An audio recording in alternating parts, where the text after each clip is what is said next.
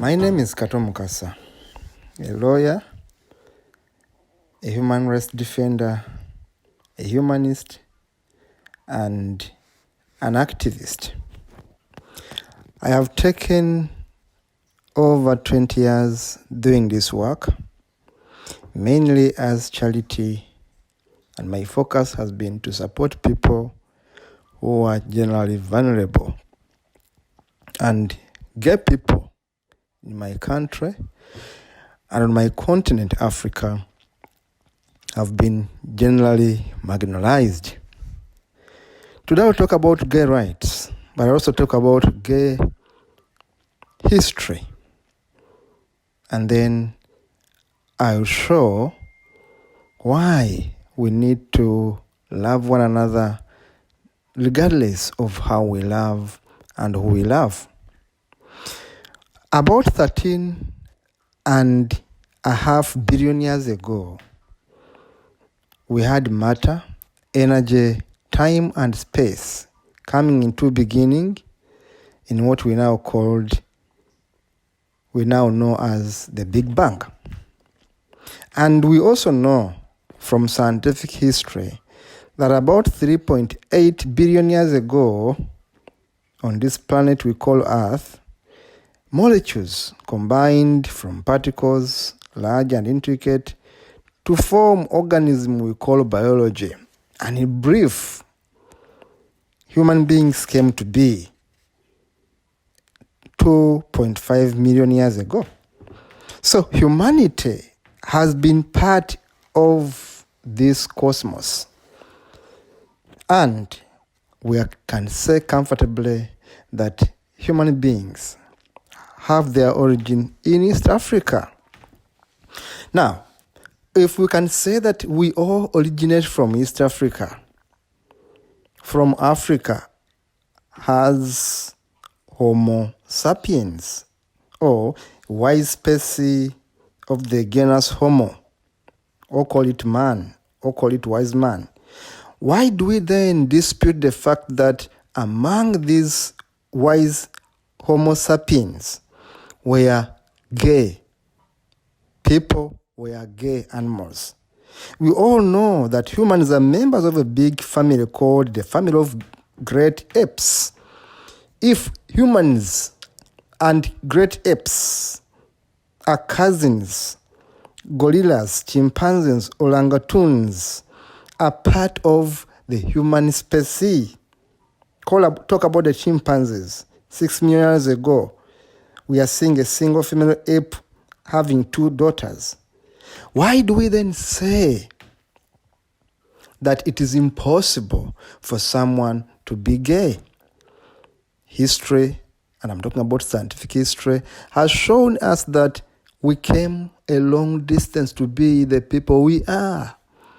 We are part of the animal family, and animals, indeed, some of them have gay traits. So being gay, or in other words, having a male person, loving a male person, and having sexual attraction for same sex, is not only among human beings, it is also among animals, as science has clearly shown this. We have seen the history of the crowd of humanity. We have seen that sapiens, or wise men, were in fact sexually active. And we have seen that in our history of about 800 years ago, animals, the Homo sapiens, were able to mate, were able to have sex. And then we are also knowing a fact that part of this sex was not entirely heterosexual. Part of this sex actually was gay sex. So, to look into history, to look into the history of Homo sapiens that overran the Neanderthals, we simply see humans evolving, humans being part of the animal species, and humans maintaining traits of other animals.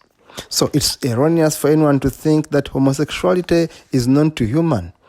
No, science has shown, as the World Health Organization approved in 1994, that homosexuality indeed is part of human nature.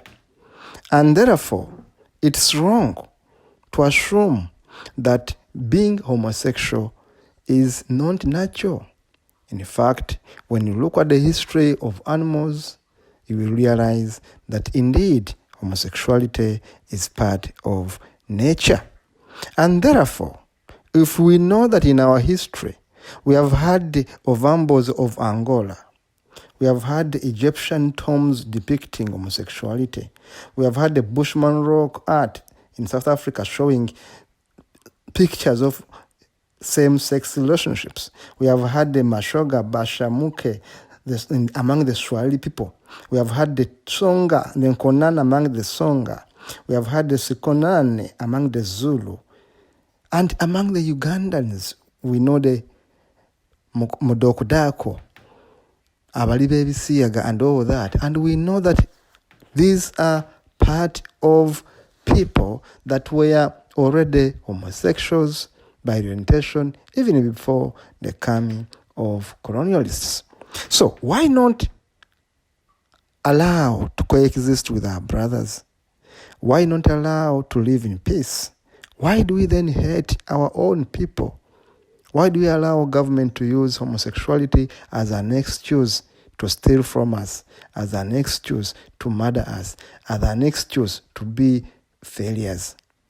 Why don't we put government on task to leave homosexuals alone so that they can have freedom in their countries, so that we can stop the hemorrhage of refugees leaving Africa, going to Europe,